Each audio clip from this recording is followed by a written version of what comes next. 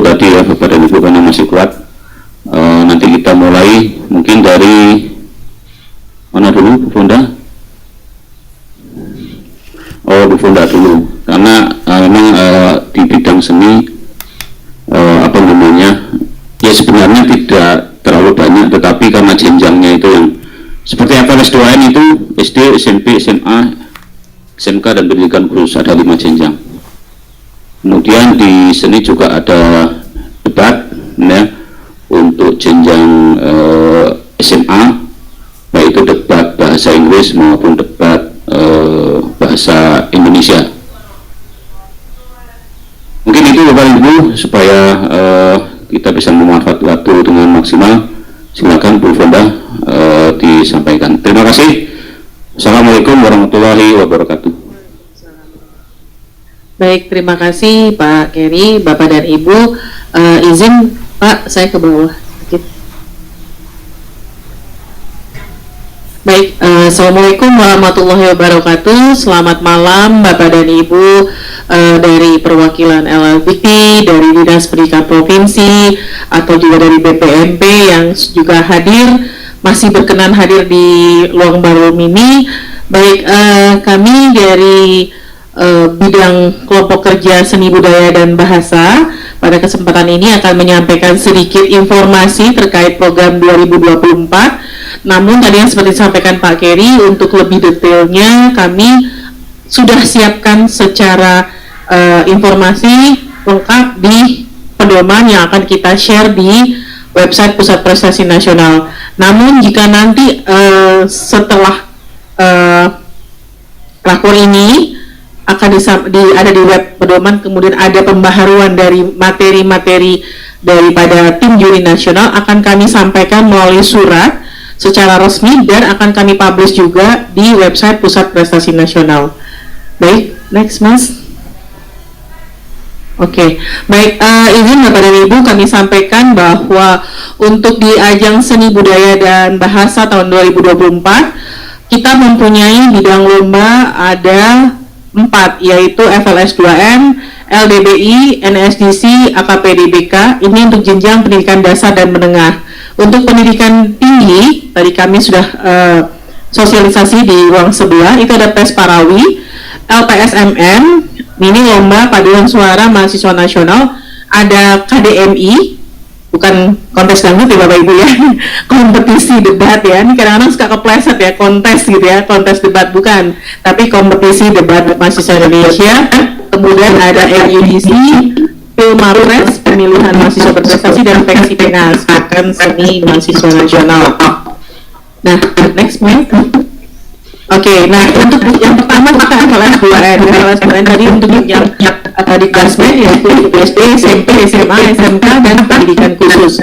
Secara keseluruhan tahapannya kurang lebih sama dari mulai SD sampai dengan pendidikan khusus, yaitu kita ada sosialisasi. Di paparan yang Bapak Ibu lihat ini belum kami cantumkan tanggal-tanggalnya karena kami masih berdiskusi dengan tim juri. Namun kurang lebih bulannya adalah di bulan yang tercantum di layar. Jadi kami tidak akan keluar dari jadwal bulan, tapi kami sedang menentukan tanggal, nanti akan kami detailkan di surat ataupun di web yang akan kita sampaikan informasinya melalui pedoman. Yang pertama adalah sosialisasi FLS 2M, itu dilaksanakan di Januari 2024. Seperti tadi disampaikan Bapak Kepala Balai bahwa di bulan 2024 dikarenakan kita akan menghadapi pemilu, jadi kita akan mempercepat semua kegiatan nasional diusahakan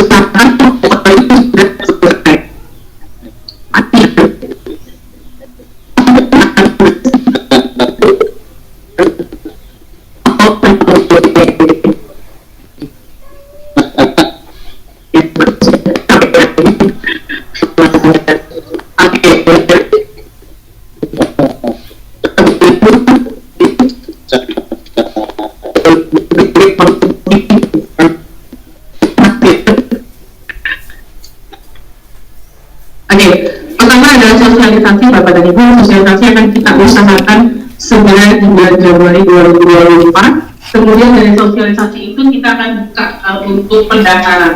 Jadi kami mohon kepada Bapak dan Ibu yang menjadi wakil pada malam hari ini yang hadir di lapor kali ini, kami mohon konsepnya adalah seluruh peserta mendaftar dulu ke website pendaftaran atau ke portal pendaftaran yang sudah dibuka, itu daftar DPPI Kemendikbud.go.id.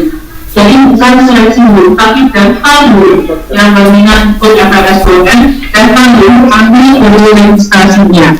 Karena apa? Dari data yang sudah tercantum portal pendaftaran yang daftar DPPI Kemendikbud.go.id ini, nantinya data tersebut akan kami serahkan ke wilayah atau ke daerah pada dulu yang berwenang untuk dilakukan seleksi di tingkat wilayahnya masing-masing. Jadi intinya semua peserta baik dari satuan pendidikan baik itu secara pribadi siswanya yang ingin mengikuti FLS-UN dari SD sampai dengan unsur didaftarkan dulu oleh operator sekolah melalui portal pendaftaran daftar DPPI Kemendikbud.go.id yang akan segera kita buka di bulan Februari sampai dengan Maret 2024.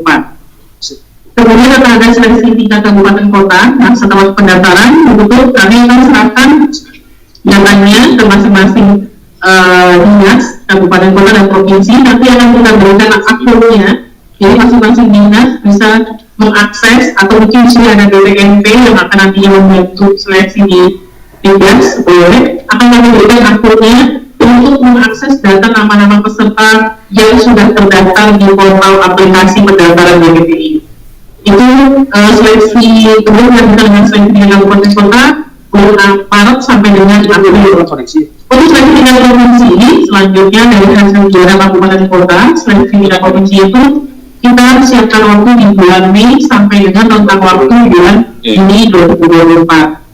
Nah, setelah seleksi tingkat provinsi, ada penyampaian hasil juara seleksi tingkat provinsi ke BPPI. Tujuannya apa?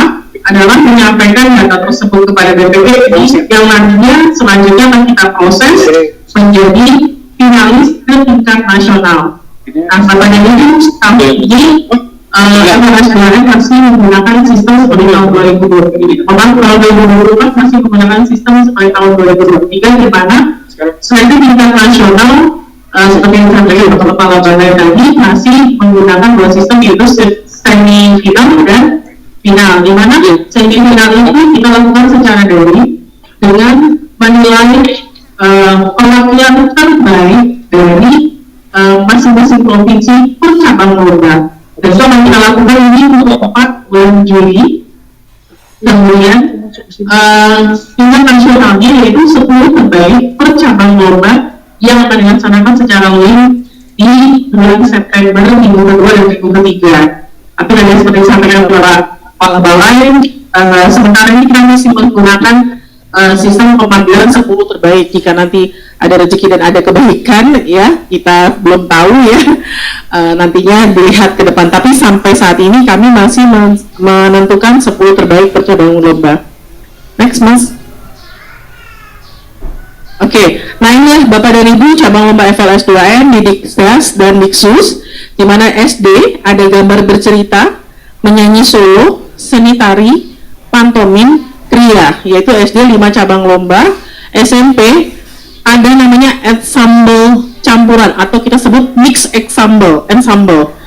Mungkin ada yang bertanya, ensemble campuran itu apa sih? Nah, ensemble campuran itu adalah pengenalan melodi dari alat musik yang diciptakan oleh peserta atau alat musik yang sudah ada. Kalau kemarin ensemble musik itu menggunakan gitar, kita tidak harus menggunakan gitar. Kalau mau menggunakan gitar silakan. Tetapi kalaupun dia menggunakan alat musik selain alat musik yang sudah jadi, misalnya dia ciptakan dari tabung, dia bunyikan tak tak tak tak tak, nah itu menghasilkan melodi. Nah itu menjadi penilaian juri. Jadi ensemble musik itu boleh menggunakan alat musik, tetapi non elektrik, harus yang akustik atau tidak menggunakan listrik. Jadi benar-benar alat musik yang mengolah kemampuan anak menciptakan melodi. Karena apa? Di SD dan SMP itu kita ingin membuatkan di konsep manajemen talenta nasional itu menciptakan bahwa pengenalan dasar melodi atau musik kepada peserta. Karena SD dan SMP itu kita benar-benar masih mengenalkan semua yang ada hubungan dengan musik untuk mengarahkan nantinya ke depan. Jadi ensemble musik itu nanti bisa dibaca penjelasannya, intinya adalah menggunakan alat musik yang non elektrik, ya. Jadi ada sebenarnya bukan baru, tapi kita lebih perjelas lagi. Kemudian ada menyanyi solo, kreativitas musik tradisional, ilustrasi, tari kreasi, dan pantomim. Jadi ada 6 cabang lomba di jenjang SMP. Kemudian untuk SLB atau SKH, kita ada 9, yaitu cipta baca puisi, cipta komik strip, desain grafis, pantomim, menyanyi SDLB, dan menyanyi SMPLB serta SMALB, melukis SDLB, melukis SMPLB dan SMALB, serta MTQ atau Musabakoh Tilawatil Quran. Jadi total ada 9 cabang lomba untuk jenjang SLB dan atau SKH. Next, berikutnya. Nah, ini Bapak dan Ibu yang paling terbanyak adalah jenjang SMA, yaitu 14 cabang, di mana kita masih mengacu seperti tahun lalu, tahun ini 2023, cipta puisi, baca puisi, cipta lagu, desain poster, fotografi, film pendek, gitar solo, jurnalistik, komik digital, menyanyi solo, menulis cerpen, monolog, tari kreasi, dan kria.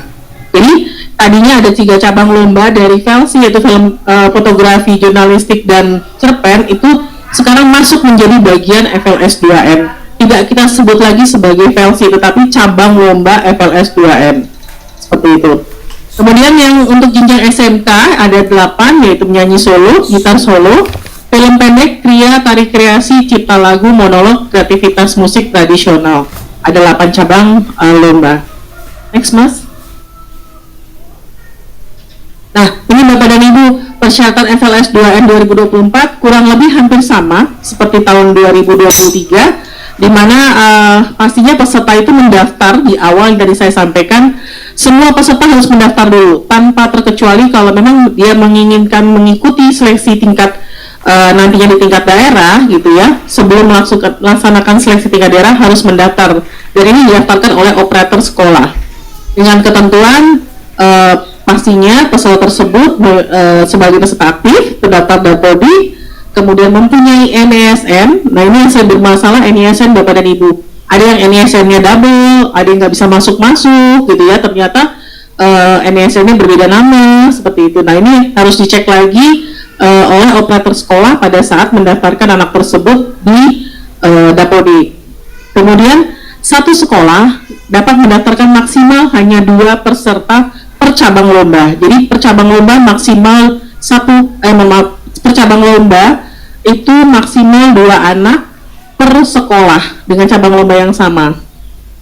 Kemudian belum pernah menjuarai juara 1, 2, 3 tingkat nasional pada cabang lomba dan jenjang yang sama. Jadi contohnya misalkan tahun ini dia juara 1 menyanyi SMP, kemudian masih duduk di kelas 8 ya, misalkan ya 8, mau ikut lagi di kelas 9 misalnya dengan bidang lomba yang sama, nggak bisa. Tetapi kalau misalkan dia kelas 8 menyanyi solo, dia juara 1 tuh, kemudian tahun depan dia mau mengikuti bidang lomba lain, misalkan pantomim, boleh, karena bukan bidang lomba yang sama. Atau di SMP dia juara 1 menyanyi solo, mau ikut lagi ketika dia sekarang sudah di SMA menyanyi solo, boleh, karena sudah beda jenjang pendidikan, seperti itu.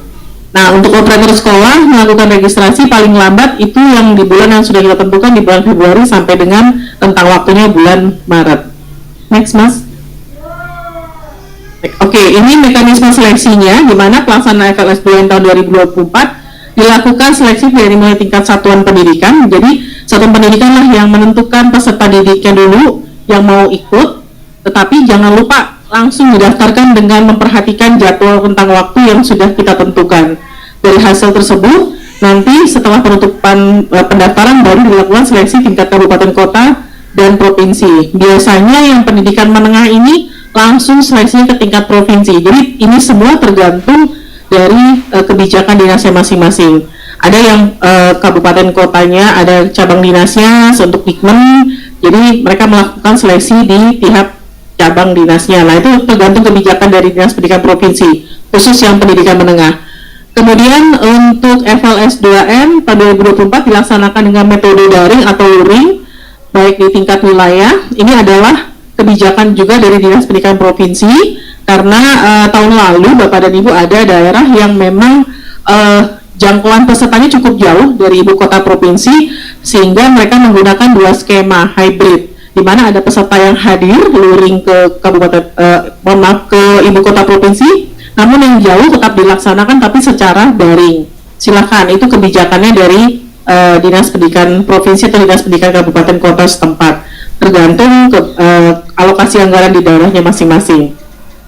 Kemudian untuk yang nasional, tadi saya sampaikan menggunakan dua sistem, yaitu dua tahap, semifinal secara daring dan final secara luring. Next, Mas. Oke. Nah, untuk tahun ini kebijakan dari Bapak Ketua saya diberikan perubahan, yaitu untuk juara nasional kita berikan juara 1, 2, 3, harapan 1, harapan 2, dan 2 kategori khusus. 2 kategori khusus ini akan ditentukan oleh juri masing-masing berdasarkan cabang lombanya masing-masing. Kemudian ketua kontingen pendamping yang tidak menjadi juara memperoleh sertifikat, ini bagi peserta yang hadir di luring. Kemudian untuk narasumber dan fasilitator juga akan memberikan sertifikat. Kemudian next, saya percepat aja Bapak Ibu ya.